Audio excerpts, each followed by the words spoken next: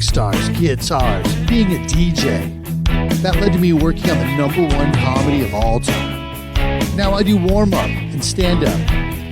I combined comedy and music. It makes me happy.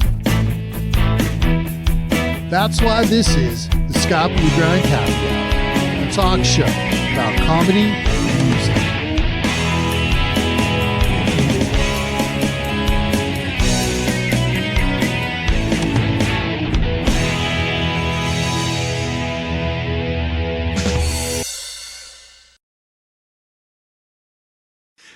Hey, thanks for coming to the Scott Bluegrind Happy Hour. It's a comedy and music talk show. Tonight's guest, Mr. Freddy Herrera, jam and bass player, plays with Everclear, played with the Exies. He's toured with Motley Crue. Give me 2 minutes and you'll know everything you need to know. Tonight on Scott Bluegrind's Happy Hour, bass guitar player for Everclear, the Exies. Please add some boogie nights, Freddy Herrera.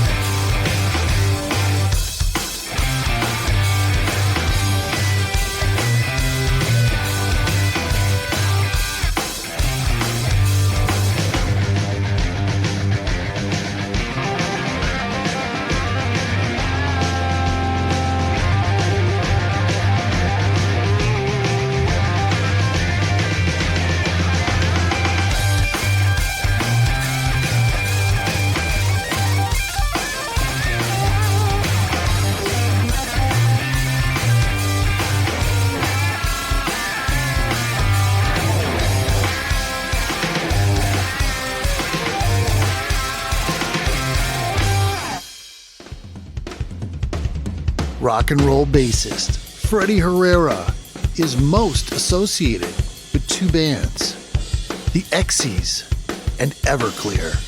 The Exies, named after a quote from John Lennon. Scott Stevens, singer, songwriter, vocalist, guitarist. Freddy Herrera on bass. Chris Skane, lead guitar. Isaac Carpenter, drums.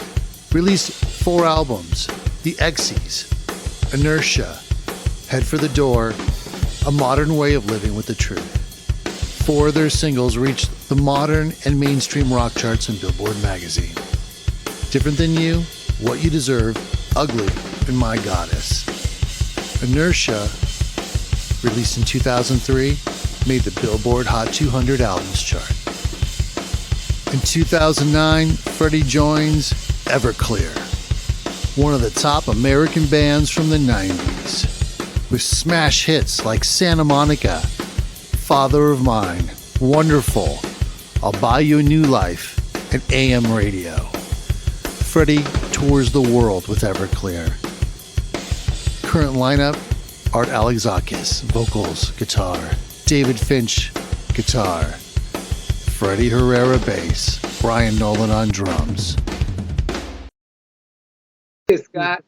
Good to see you. Always good to see you. It's been a while. It's been a long time. Freddie and I have known each other, God, how, like 25 years? Almost, maybe 30 years? Yeah, I think so. I wasn't here. I wasn't in North Hollywood that much for that long before we met. I know exactly when we met, and it's kind of got a tie-in because you're in a band that's their biggest song is Santa Monica, and I met you. I knew you. I'd seen you play, but it was on Santa Monica Pier. There was that Cheap Trick show at that upstairs club by the Carousel. Remember that? Yeah. I do remember that. Julian Lennon was there with his hair slicked back and a leather jacket. Looked almost like John Lennon. I freaked out for a second. Yeah. Great show. And then my car breaks down on the Santa Monica Pier. Oh my God, you were there with Mark. I was there with Mark Comstock. Peace out. Shout out to Mark. Yeah, that's right. And I do remember you guys breaking down. And you saw us there, and you could have just driven on, but you stopped, and we told you what was happening. You drove us. I had a tow truck. You waited for the tow truck. You followed us to the gas station. Right. And then 2 years later, I see you at the gym, and you go, "Oh, I still have your sunglasses in my glove compartment." And you went and got him. I'm like, this is an honest person. This is a good person. This guy's the real deal. Yeah. Well, I would like to think someone else would do it for me. If you would do it for me. I would. Hell You yeah. know? You I don't know you about Mark, but you would. I miss Mark.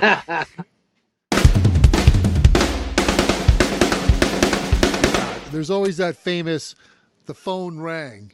I got my big break. But you called Art looking for a Yeah. gig, maybe from him or from someone else, which led to one of the biggest breaks of your life. So sometimes you have to like make something happen. So tell us about calling Art. Were you a little nervous about it at first? How did it go?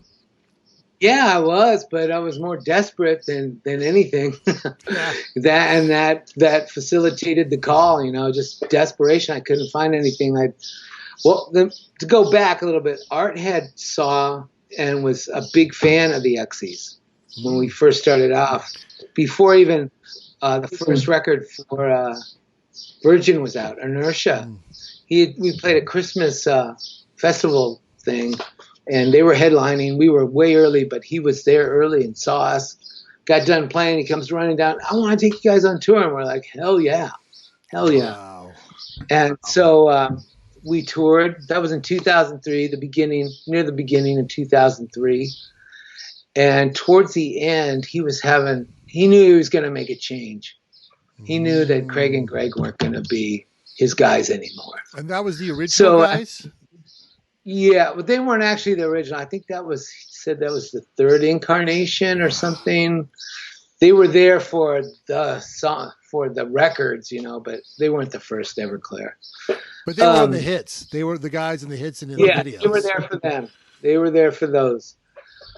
So he came up to me and he just asked me, would I be interested in maybe doing some stuff with Everclear when the tour was over? And, God, I was totally flattered. But, I started the Exies with Scott, the singer from the Exies. Yeah, Scotty. And I was just like, I'm flattered, but this other thing's my thing, Right. I wanted to see, I owed it to myself and to my band to see what it was going to happen. The Exies had a climb, and then things were mellowing out, and all of a sudden, you're the headliner with hits. What was the first time when, say you played Santa Monica or Father of Mine, they're bigger hits, and all of a sudden you saw the room go from here to here? How did that feel? It was a trip. It was a rush. I'm getting goosebumps thinking about it. Yeah, it was daunting, dude. And when we kicked into those first songs, I was like, so this is what it's like. This is what it's like. It's just like, it's like a jet engine going off in your face, man. It's just like, wow. Yeah, it's a great feeling. And it was very shocking too, because for quite a while, and it still happens, where we'll be playing a show and we'll go into Father of Mine or a song, and you see grown people crying, guys and girls. Right. It means Art's songs mean a lot to him, to people. If you have daddy issues in the 90s, you were an Everclear fan. I remember the first time I heard Santa Monica, and of course grunge was happening, and I'm not from Seattle, I'm from LA, so I'm like, and I had just gone through a breakup, and man, that was my anthem. I had my Doc Martin boots on, and I was singing some Everclear. Yeah. It's amazing to see people just, that connection that they have with that song and Art. And it's really a joy. It's a joy to see every night. And it's a great riff. Just that G bouncing on the open E. It's like, it's easy to learn. I'm sure a lot of guys, it's like, it could be one of your first riffs you learn, but it's a killer riff. Yeah. And when they got signed on Sparkle and Fade, they got signed before Sparkle and Fade. They didn't even have that song. He wrote that mid-record. It's crazy. That's my jam. That's my, I'm sure like everybody else, that's the jam that gets me. I'm just like, yeah. The good thing that Art always says, he's like, I make really sad songs sound happy. Oh, yeah. He makes them sound wonderful. Yeah. Now. Yeah, he's got a great story about that. He said when he came in and he showed the producer that song Well, he just saw the title. He's like, thank God. Yeah, cheer up, The kid, producer you're a said, star. God, yeah, a cheery song, whatever. He's like, you don't know me very well. He played him. He's like, yeah, you're right, but it's a great song. So that's what the 90s were great all song. about.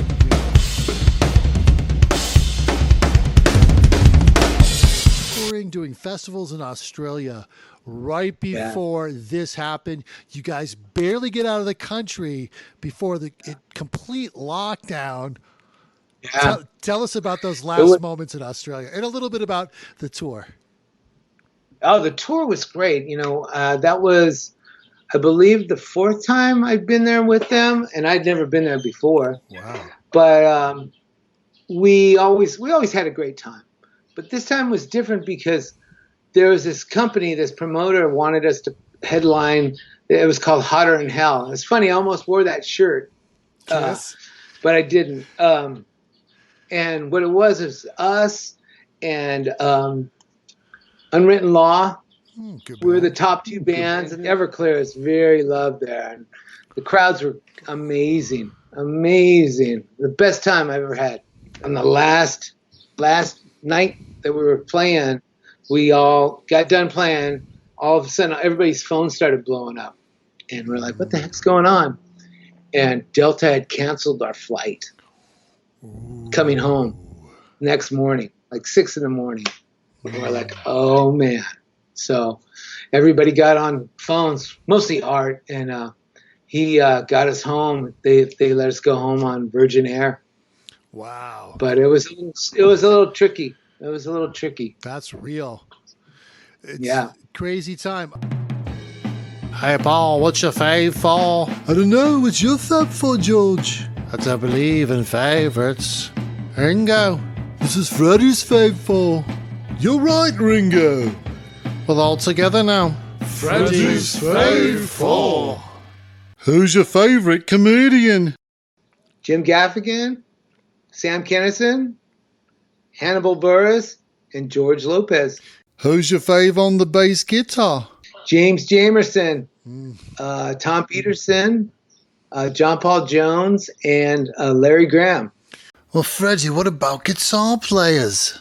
All right. Well, I got to go with Rick Nielsen, Joe Perry, Malcolm Young, and Prince. Ooh. Freddie can see us, right? How about drummers? Okay. John Bonham, obviously. Bunny Carlos. Let's see. Drummer. Dave Grohl. Dave Grohl's the newest guy that I love. Fourth guy, God, that's really hard. I gotta go with probably Roger Taylor because he's just so different. Don't forget Ringo. Peace and love. Oh, Ringo, let it be. What about movies? Movies. Okay, I gotta go with my all-time favorite, Smoke Signals. Moneyball. I love that because it's just I love the dialogue in that song, in that movie. Saving Private Ryan, and it's not a movie. I mean, it's a video. It's the documentary on Tom Petty, Running Down a Dream. Hey, Freddie, what's your favourite tasty munches? I got to go with something that I picked up for the first time and they're very proud of them in Australia, is Tim Tams and Cliff Bars. Let's see. I should say something healthy. I should say nuts and white cheddar popcorn. Favorite sports team. Favorite sports teams. Okay, I gotta go with the Dodgers, LA Dodgers, without a doubt. And for football, probably the Seahawks, just because I've been so ingrained since I've been in Everclear, because Davey and Art are huge Seahawks fans. Lakers, and this is a kind of a weird sports team, but I think of it as a team. It's the 1980 Bones Brigade, the skateboard team. Well, that was good fun. I like Cheap Trick. I like Prince and Cliff Bars. I like Prince too. Cliff Bars. I like the Dodgers. Cliff Bars. Somebody get Ringo a Cliff Bar. Me too. I want a Tim Tam. Freddy's Fave 4.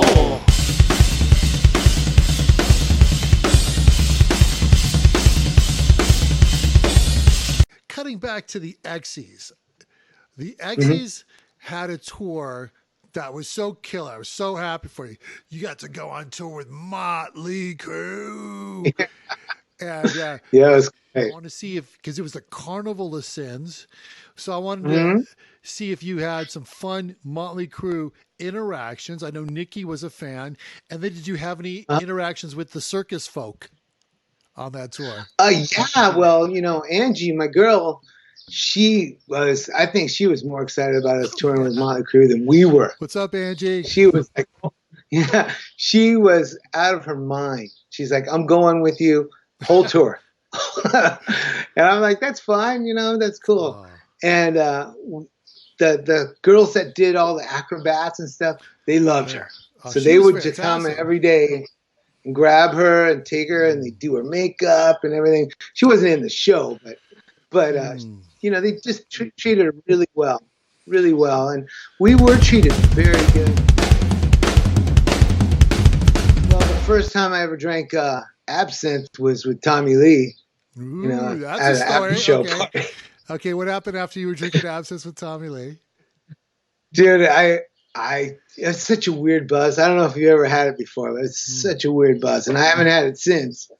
But it's a strange buzz, and I always like to have a nice buzz, but I don't like to be out in public if I'm wasted. Yeah. You know, I like to be the one in control. So I did my normal, and everybody will tell you this, when Freddie starts getting a little too drunk or too out of it, he disappears. And I don't say goodbye to anybody. I just sneak out and go. That's what I did. Where's Freddie? I passed out on the bus. Yeah, where's Freddie? Oh, he left. Mars story was good because we're sitting there and we're on the side of the stage and we're watching, and we're on Mick's side because everybody was on the other side for some reason that night. So Ange and I are like, let's go on the other side and go watch, you know, from Mick's side. There's nobody over there. I'm like, all right, cool. We go there, and they had it set up because of Mick's condition. Can only play for so long, and he needs to rest. Yeah. So they have a little. You can't even see it when you're watching the show. It's really hidden well, but he has a whole little room on the side of the stage, and he can just go there and sit and, you know, feel better. But he didn't. He saw us that we were out there, and he came walking out of the room, comes up, and he gets right in my face, and he's like, "This crowd sucks." And I'm like, "What are you kidding me? It's like everybody's going nuts." He's like, "Yeah, they're all right." He's like, "Well, yeah, I guess, yeah, they're pretty good." We just shot the shit for a while. You know, he doesn't drink, so I couldn't offer him a beer or anything. But it was really a cool moment because it was just Mick, myself, and Ange. Oh, And we're just like, wow, we're hanging out with Mick Mars in the middle of his set. You know? I love Mick Mars, man. He's underrated, Yeah. I think.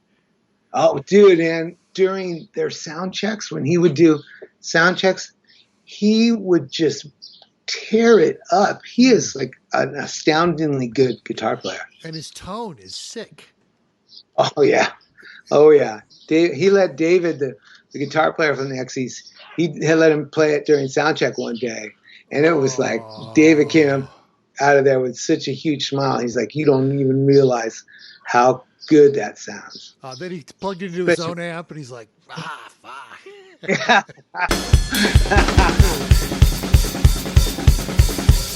Here's a question for you. You were in the Exies and Everclear. In the Exies, it was your band. So you had an ownership of it. Do you kind of miss that, or being in such a successful band kind of just outweighs that? Well, there's good and bad. I mean, at the end of the Exies, it was such a hassle that everybody had to be in on the decisions, and, you know, everybody had a say and everything.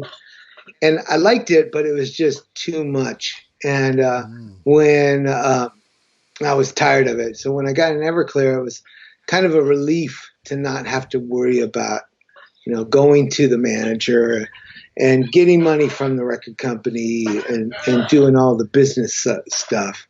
So that's, so I guess both. I liked it and didn't like it.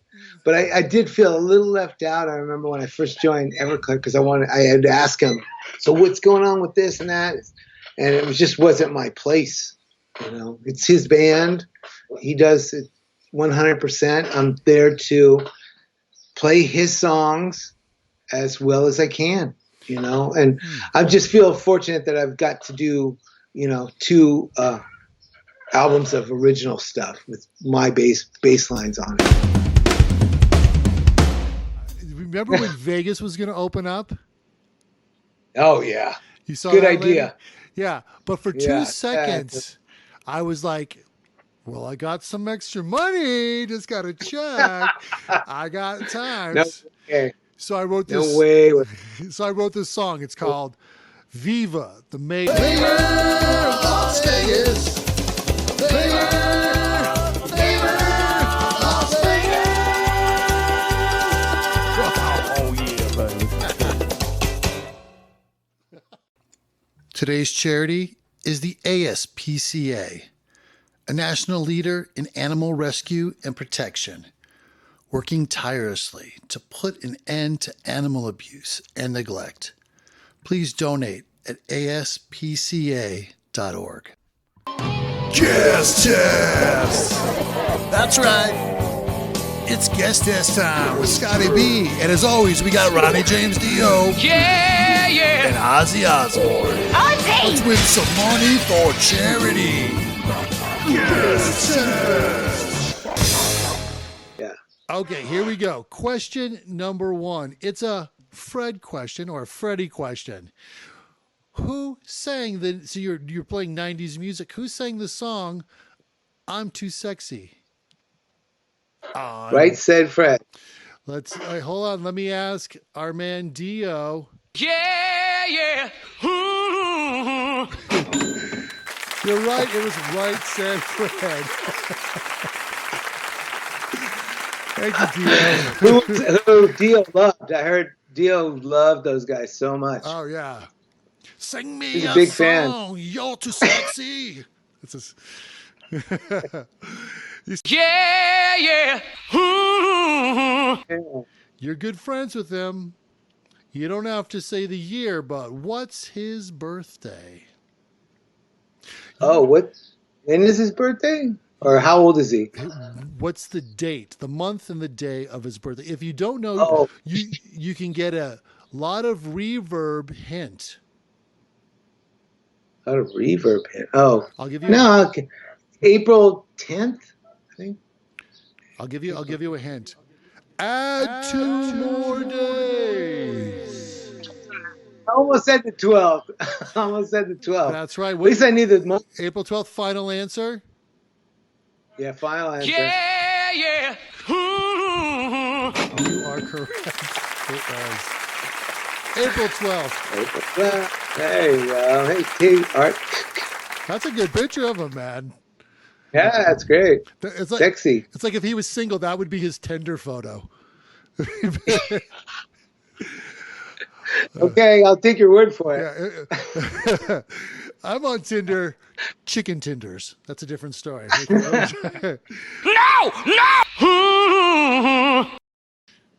Okay, here we go. Here's the $10 question.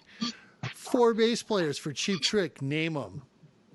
On studio records. Okay. On the studio records. On studio records. Tom Peterson. John Brandt. That's 2. Can't see it. 2. Yeah, it's 2. I can't see. Pete Comita. Correct. And the next one's a trick. Yeah, it's Rick Nielsen. Right, that's correct. What do you think, Dio? Yeah. Yeah, yeah. Ooh. Correct. Yeah, yeah. Ooh. All right, it's a $15 question. It's an art question since you're in a band with a guy named Art, and your girl is a fantastic painter. I see one of her paintings right behind you. Yeah. You ready? Yeah, man. Here's your choices. We got Picasso, Cron, Warhol, or Dali. Our first one, who painted that? Dolly. Correct. What do you think, Dio? Yeah, yeah. Ooh. All right, the next one. Who painted this? Oh, the Warhol. Warhol, Mick Jagger. What do you think, Dio? Yeah, yeah. Ooh. You're doing good. You're 2 for 2. And now, who painted this? Oh, it's got to be Picasso. Picasso, 3 for 3. And let's see. This one's, get ready, Dio. This is for all the marbles. Who painted that? Cron, Angie. Angie Yeah, that's so Cron. great. In fact, One of my favorite ones. check it out. That's Angie, Freddie's girl. And you can check out her art right here. There's a website you can go. I have some Angie art at my house. She's one of the nicest people in the world. Very talented, very awesome painter. So definitely check her out. Thanks, man. That's very cool. Hey, now it's time for this is the $20 question. Mia wanted me to ask you this question, but we're going to skip into this question. Are you sure? Great. Oh, wait, hold on a sec. I got Angie's mom on the line. Oh, yeah, that is the question. No, Yeah. Okay, here we go. You're in one of the top 90s bands. What was the top selling rock album of the 1990s? Top Son. I could give you a too much echo hint if you like. Okay. You want the hint? Yeah. Isn't it ironic? Oh, wow. Alanis Morissette, huh? Alanis Morissette. If you can call How that. many millions? She's Jagged Little Pill. Yeah. Jagged Little Pill sold, I think, 26 million. And now it's a Broadway play. But here's a side question for a bonus. For a bonus 5, because you got $20 going to your favorite charity. And here's an extra. Here's a chance for an extra $5. You ready? Okay. Mm-hmm. What album from the 90s, that's a rock album, went on since then to become the highest selling rock album from the 90s decade? I would say Nevermind. Good guess, but there's one that sold more. If it was grunge album, that would be the higher. But there's another, definitely a rock album. Rock 90s? I don't know. The Dirtbags? The Dirtbags. Shout out. Shout out. Skane, Davo, Comstock. I don't even know. I'll give you a hint. You want a too much reverb hint? Now I lay thee down to sleep. I don't even know that. I don't think I do. What song does that appear in? Metallica. Metallica. Wow. That's right. Wow, that's crazy. Boom, 125 worldwide, 125 million. Hey, isn't that ironic? It's great seeing you, man. You too, man. Good luck. I'll take out the killing the birds part. Yeah. Hey, man, whatever floats your boat. Save the cats and dogs. Kill the birds. Yeah. All right, brother. Thank you so much for your time, man. Yeah. Yeah, man. You take care. Talk to you soon. All right.